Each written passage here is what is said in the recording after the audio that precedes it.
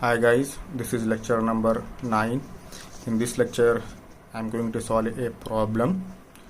So here I will take the question of the problem.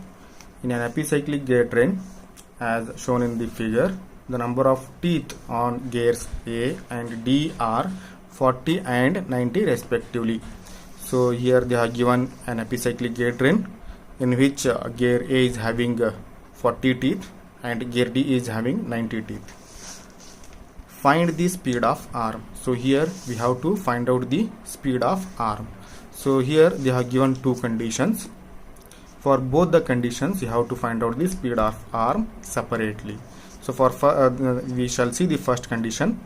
When gear A makes one revolution clockwise and D makes half revolution counterclockwise. So if this is the condition, what will be the speed of arm? Okay, this for first condition you have to find out the speed of arm.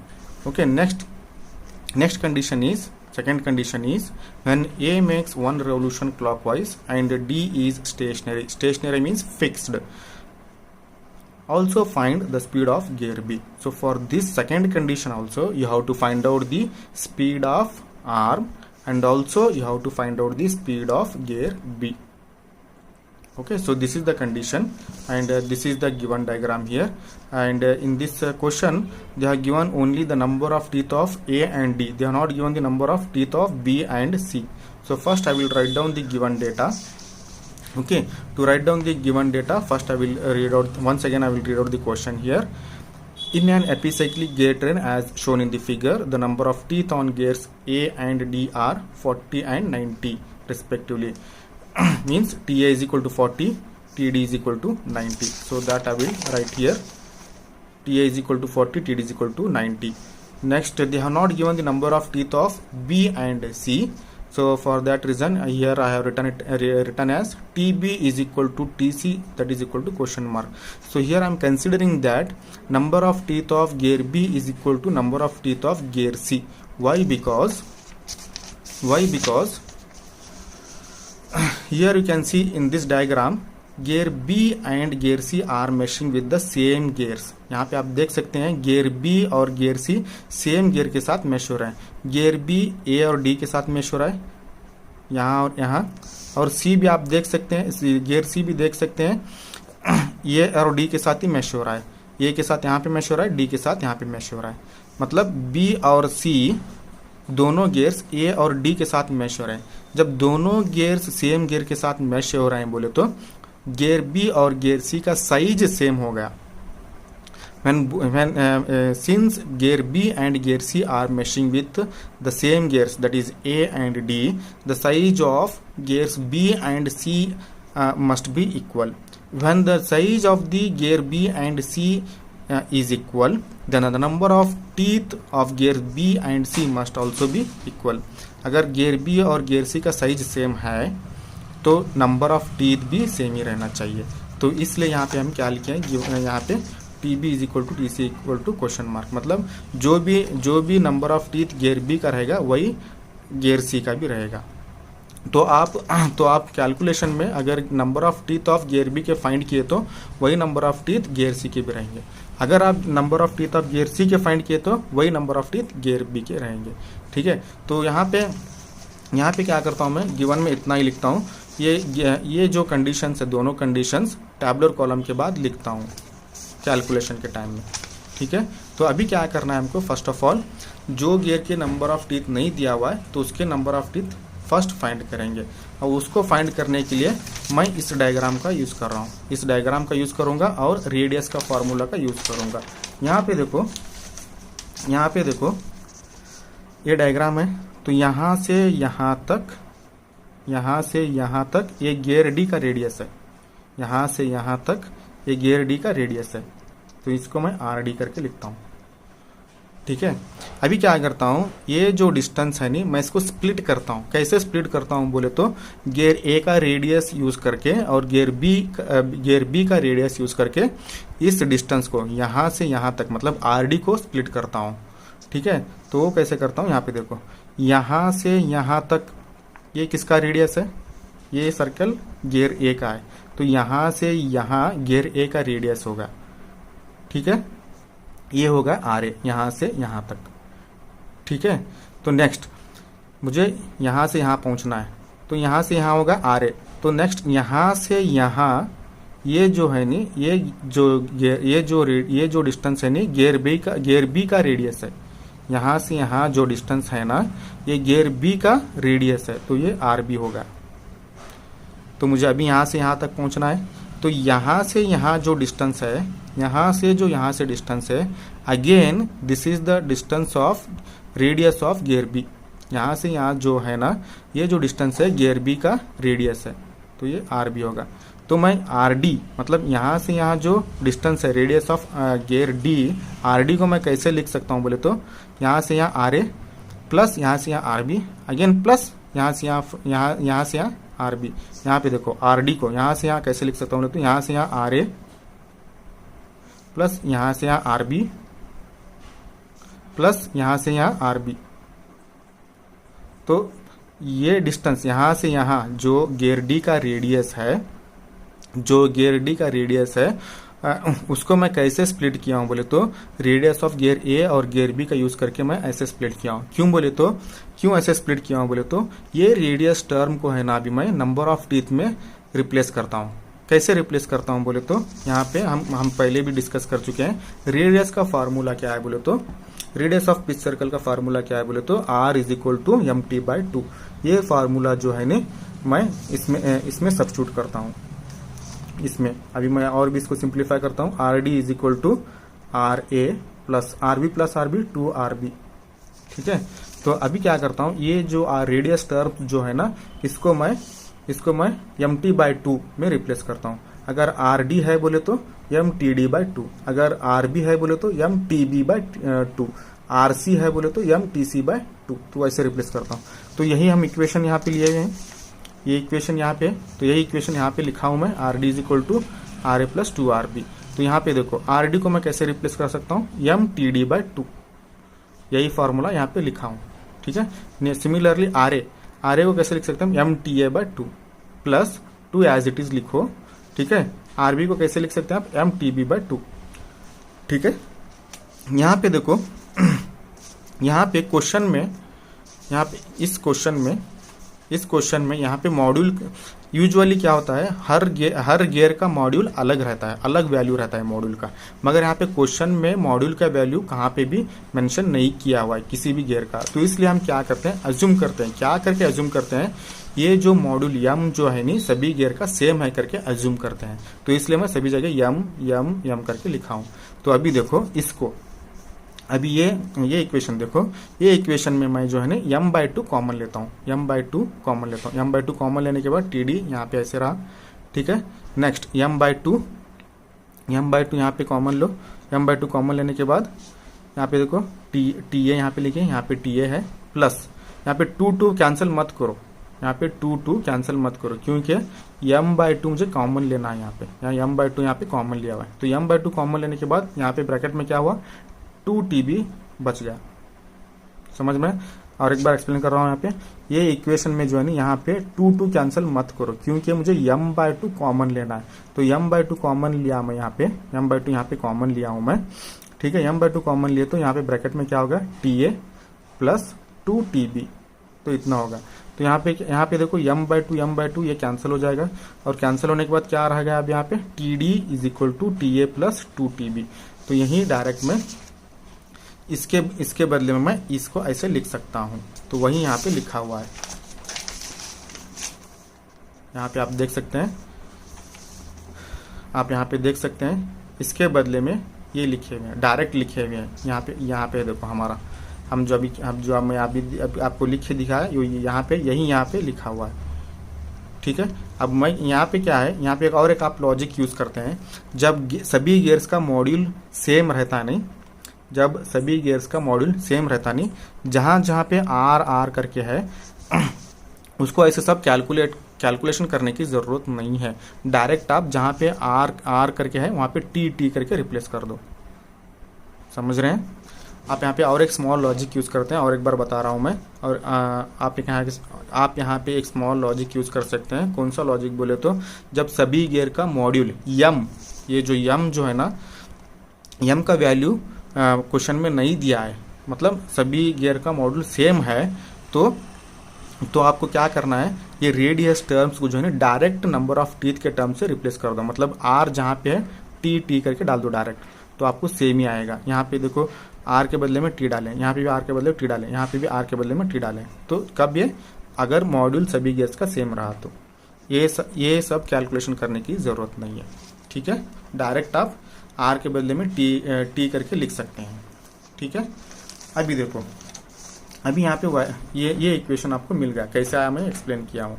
अभी यहाँ पे आपको values replace करो। T D का value 90 है, 90, T A का value 40 है, 40, T B का वैल्यू मालूम है, T B as it is रखो और सिंप्लीफाई करो। सिंप्लीफाई करने के बाद T B is equal to 25 आएगा।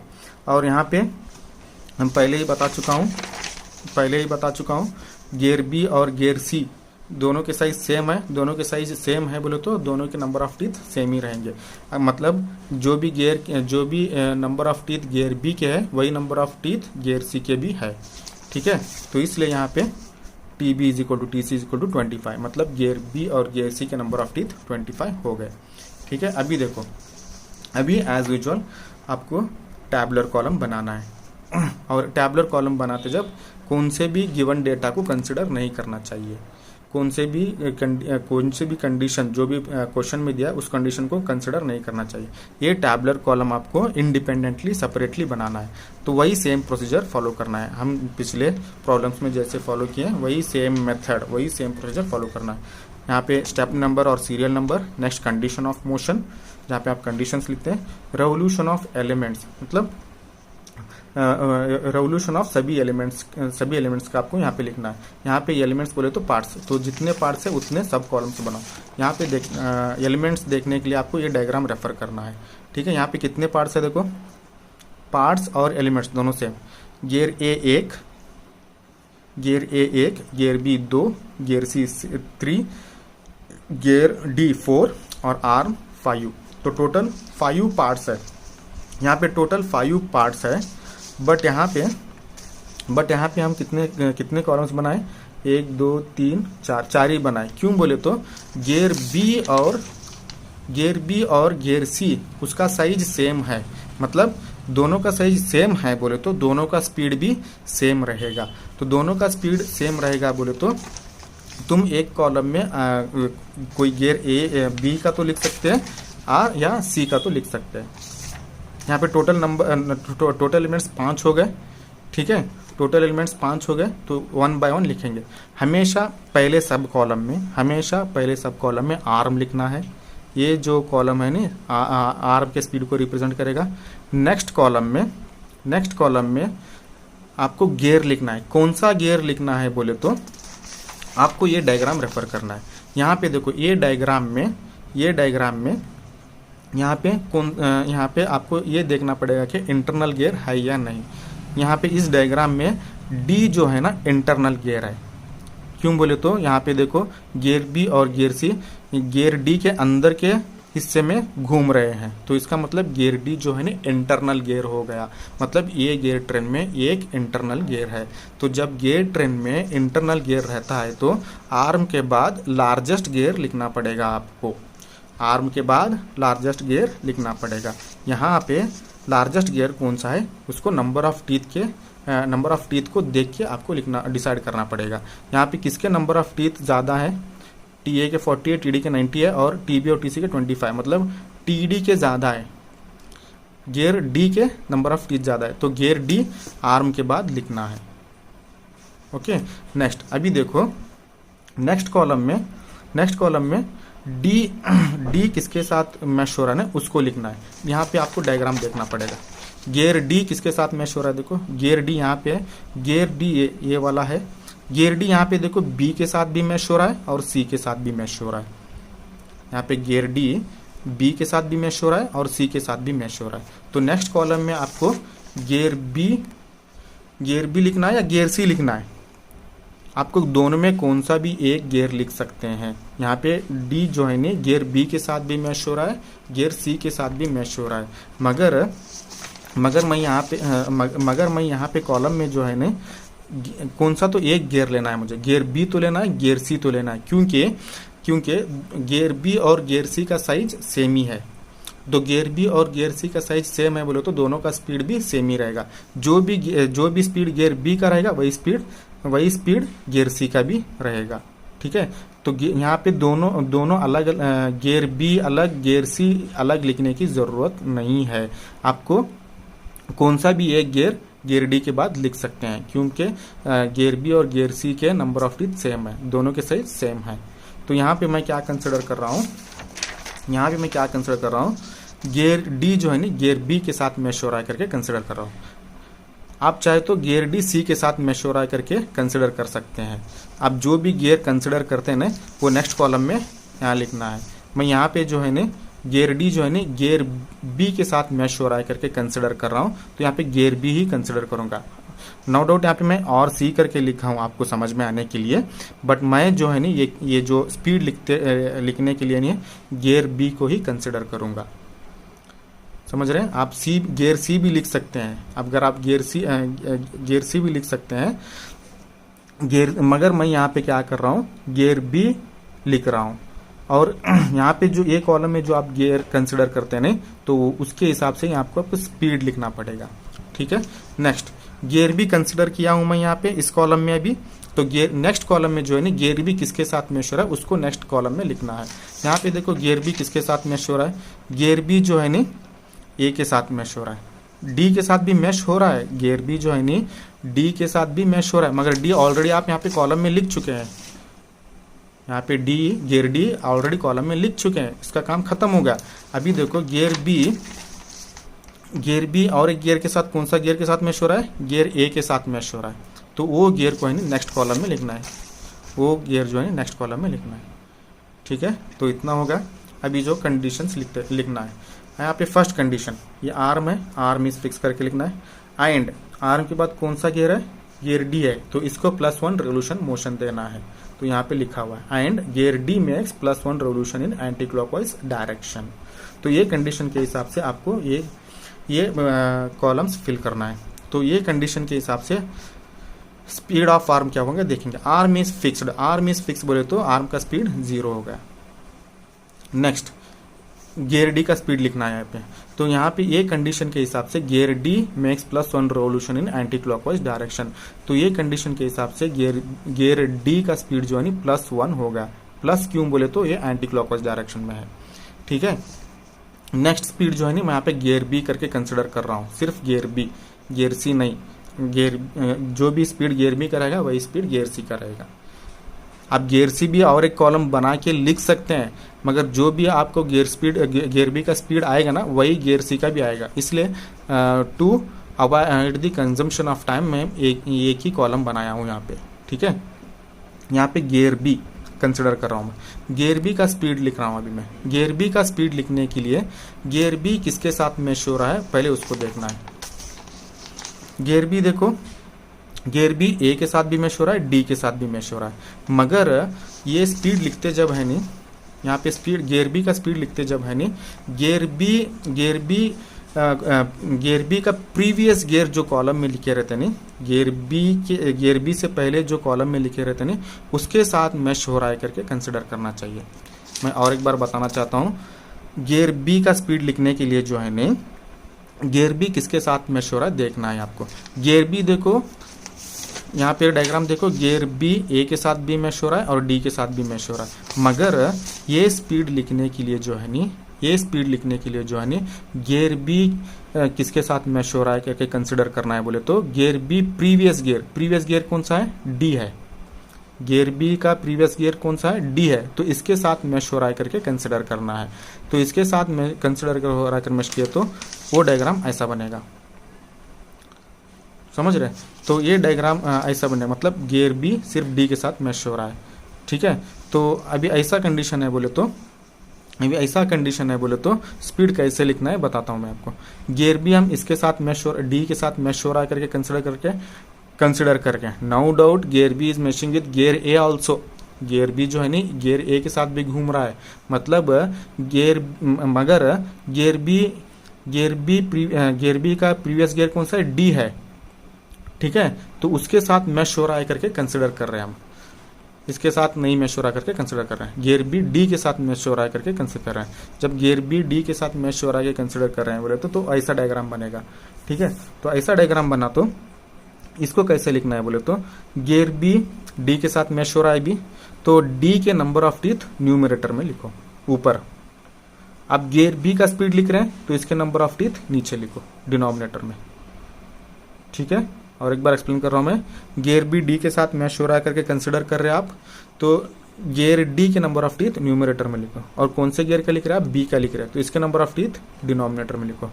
ठीक है, नेक्स्ट जो है ना, नेक्स्ट इसका साइन, इसका साइन मैं यहाँ पे प्लस करके लेता हूँ। ये प्लस कैसे आया बोले तो यहाँ पे देखो गियर डी का साइन कौन सा है, प्लस है, तो गियर डी का साइन प्लस है बोले तो गियर डी कैसे घूम रहा है, अभी एंटी क्लॉकवाइज में घूम रहा है। एंटी क्लॉकवाइज को हम पॉजिटिव करके कंसिडर करें। यहाँ पे प्लस है बोले तो गियर डी का डायरेक्शन जो है नी एंटी क्लॉकवाइज बन गया। ठीक है, और यहाँ पे देखो गियर डी इंटरनल है, गियर बी एक्सटर्नल गियर है, मतलब गियर डी के टीथ अंदर के साइड में है, गियर बी के टीथ बाहर के साइड है। तो जब when one internal gear and one external gear are meshing with each other, then the direction of rotation of both the gears will be same. जब एक इंटरनल गियर और एक एक्सटर्नल गियर दोनों साथ में मैश हो रहे हैं तो दोनों के डायरेक्शन सेम रहेंगे।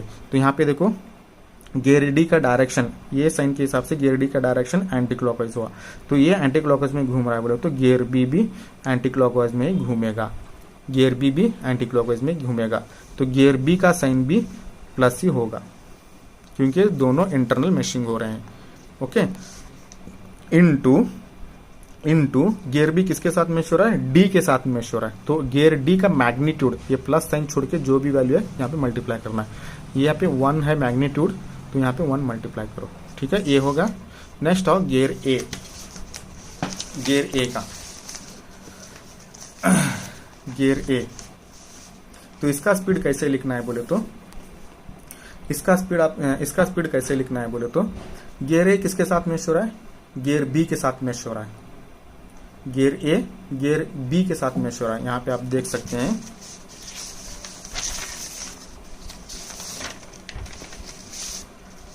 गियर ए जो है नी गियर बी के साथ मैच हो रहा है करके कंसिडर कर रहे हैं हम।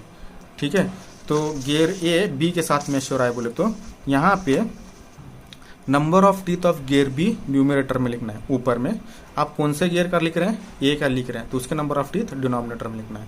और एक बार मैं एक्सप्लेन कर रहा हूँ, यहाँ पे गियर ए बी के साथ मैच हो रहा है करके कंसिडर कर रहे हैं हम, मतलब ये कॉलम में बी लिखे हम, सी नहीं लिखे, गियर ए बी के साथ मैच हो रहा है करके कंसिडर किए हम। ठीक है, तो इसके नंबर ऑफ टीथ न्यूमरेटर में लिखो। ठीक है, और कौन से गियर के लिख रहे हैं आप, गियर ए का लिख रहे हैं, तो इसके नंबर ऑफ टीथ डिनोमिनेटर में लिखो। ठीक है, तो यहाँ पे माइनस कैसे आएगा बोले तो यहाँ पे आप देख सकते हैं इस डायग्राम में गियर बी और गियर ए दोनों एक्सटर्नल गियर्स हैं, गियर बी और गियर ए दोनों एक्सटर्नल गियर्स हैं, मतलब दोनों के टीथ बाहर के साइड में। ठीक है, तो यहाँ पे देखो इस टैबुलर कॉलम में हम गियर बी का डायरेक्शन जो है ना प्लस ले, मतलब एंटी क्लॉकवाइज लिए हैं।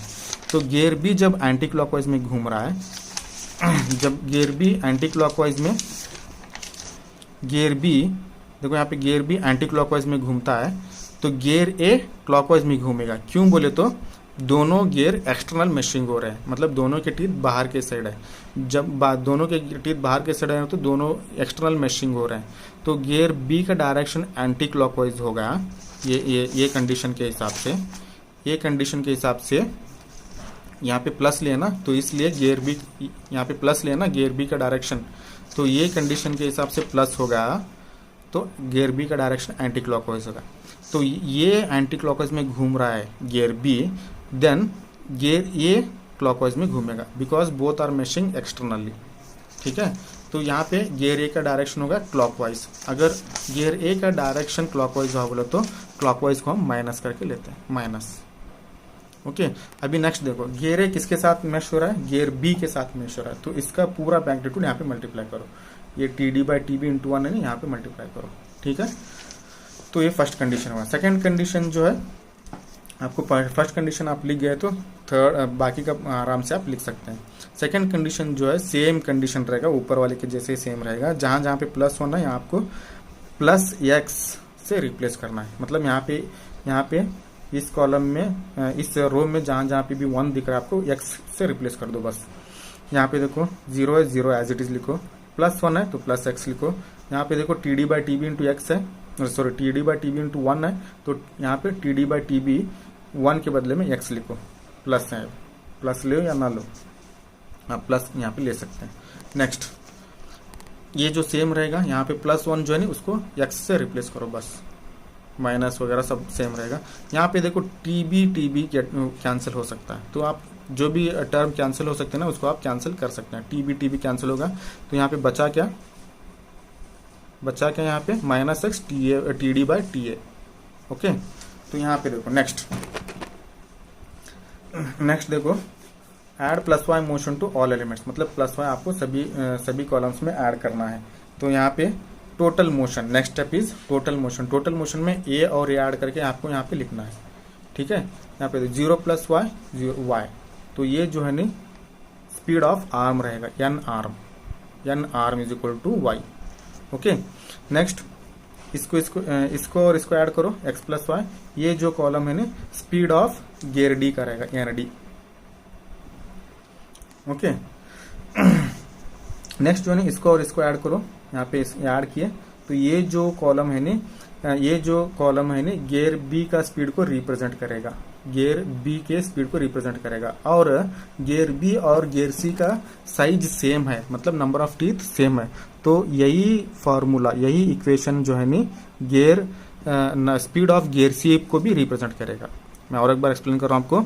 ये जो है नी कॉलम जो है नी गियर बी को रिप्रेजेंट करता है, स्पीड ऑफ गियर बी को रिप्रेजेंट करता है, मगर गियर बी और गियर सी दोनों के नंबर ऑफ टीथ सेम है, तो दोनों का स्पीड भी सेम रहेगा, तो इसलिए यानी बी और यानी सी करके लिया हुआ है। मतलब आपको यानी बी का स्पीड फाइंड करने के लिए यही इक्वेशन यूज करना है, और स्पीड ऑफ गियर सी का भी फाइंड करने के लिए यही फॉर्मूला और यही इक्वेशन यूज करना है। नेक्स्ट दिस प्लस दिस, ये वाला equal to -x TD/TA plus y। यहाँ पे देखो -x TD/TA प्लस y, तो ये जो है ना स्पीड ऑफ गियर ए का रहेगा, ठीक है। ये आपको 4 इक्वेशंस मिल गए फ्रॉम द टैबुलर कॉलम। अभी देखो केस 1, मतलब कंडीशन 1। अभी मैं कंडीशन 1 यहाँ पे लिखता हूँ, गिवन यहाँ पे जो प्रॉब्लम में कंडीशन दिया हुआ ना वहाँ यहाँ पे लिखता हूँ अभी वो, ठीक है। तो यहाँ पे क्या कंडीशन जो है वो लिखता हूँ। देखो यहाँ पे फर्स्ट कंडीशन क्या है देखेंगे, when gear A makes 1 revolution clockwise, इसका मतलब NA is equal to -1। When gear A makes 1 revolution clockwise, 1 revolution मतलब NA इज इक्वल टू -1 क्यों बोले तो यहाँ पे गियर ए का डायरेक्शन जो है क्लॉकवाइज है, तो वही यहाँ पे लिखा हूँ NA इज इक्वल टू -1। यहाँ पे आप RPM भी लिख सकते हैं, RPS भी लिख सकते हैं, RPH भी लिख सकते हैं, क्योंकि क्वेश्चन में आपको यहाँ पे स्पीड का यूनिट मेंशन नहीं किया है, यहाँ पे कंडीशन में स्पीड का यूनिट मेंशन नहीं किया है, तो इसलिए आप इसको NA is equal to -1 RPM भी ले सकते हैं, RPS भी ले सकते हैं, RPH भी ले सकते हैं। ओके, ठीक है। नेक्स्ट यही फर्स्ट कंडीशन में और एक पैरामीटर दिया हुआ है, and D makes half revolution counter clockwise. So D का स्पीड बताया हुआ है कितना बोले तो ND is equal to half 1/2 counter clockwise बोले तो प्लस 1/2 RPM। तो यहाँ पे ND is equal to plus 1/2 RPM, तो यहाँ पे लिखा हुआ है ND is equal to half बोले तो 1/2 RPM, प्लस है यहाँ पे, प्लस क्यों बोले तो D का डायरेक्शन जो है नी D makes half revolution counter clockwise मतलब एंटी क्लॉकवाइज, तो एंटी क्लॉकवाइज है इसलिए आपको प्लस लेना पड़ेगा, तो 1/2 RPM होगा, तो 1/2 बोले तो 0.5 RPM। तो यहाँ पे इस कंडीशन को, ये कंडीशन यूज करके आपको स्पीड ऑफ आर्म फाइंड करना है, तो यहाँ पे मैं n arm is equal to question mark. तो अभी क्या करता हूँ, ये कंडीशंस और ये जो टैबुलर कॉलम के जो इक्वेशंस है उसके साथ कंपेयर करता हूँ, ठीक है। तो यहाँ पे देखो given that given that N D is equal to 0.5। तो यहाँ पे गिवन में क्या दिया हुआ है, यहाँ पे देखो given that N D is equal to 0.5, that is equation number 1। यहाँ पे है देखो गिवन में ये गिवन जो है ना N D is equal to half RPM, that is 0.5 आरपीएम। ओके, वही यहाँ पे लिखा हूँ। Next, from tabular column N D क्या है देखो, from tabular column N D is equal to X plus Y. यहाँ पे टैबुलर कॉलम में देखो N D is equal to क्या है, N D is equal to X plus Y. तो वही यहाँ पे लिखा हुआ है, N D is equal to X plus Y.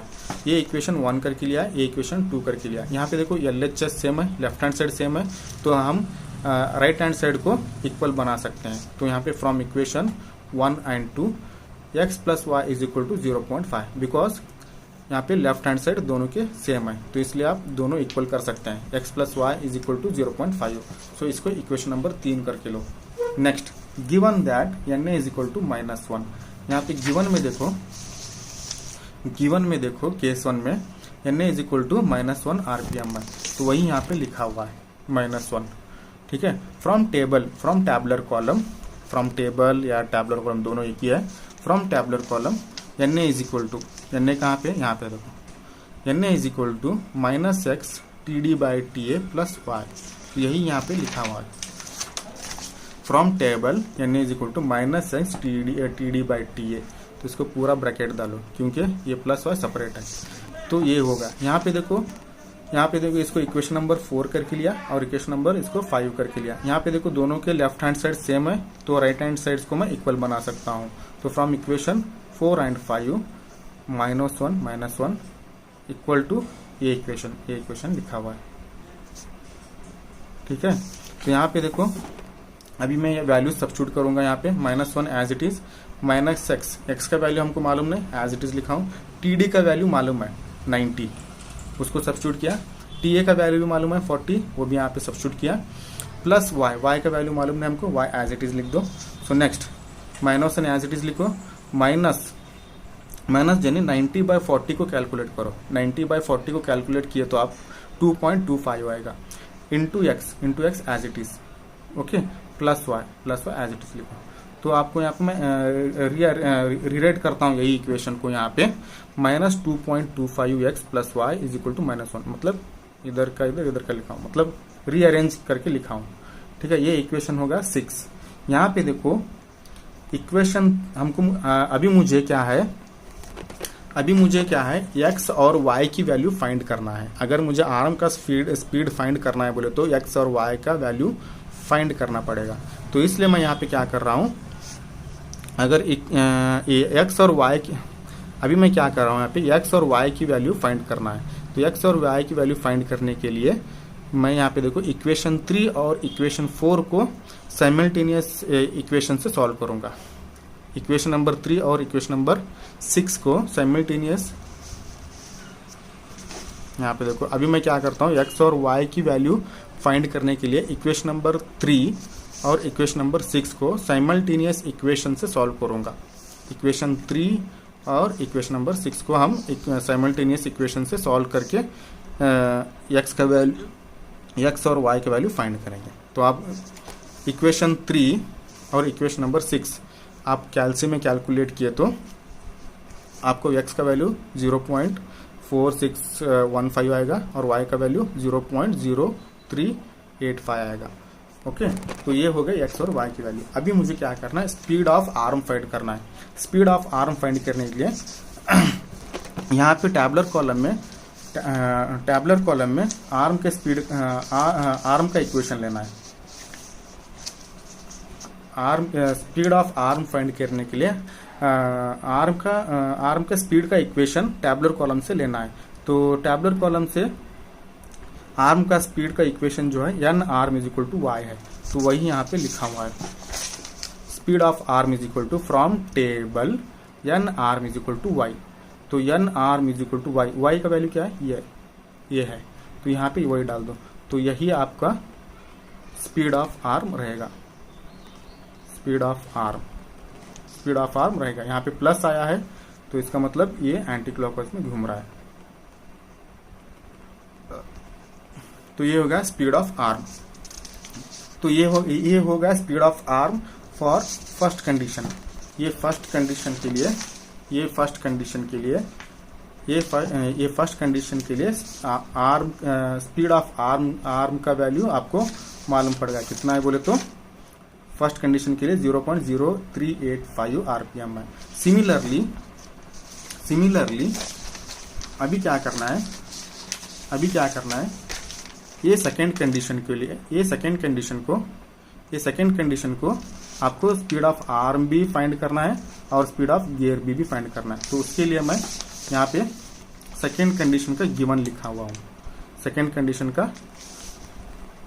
Condition का गिवन लिखा हुआ हूँ। यहाँ पे क्या, यहाँ पे और एक बार मैं पढ़ता हूँ सेकेंड कंडीशन क्या है।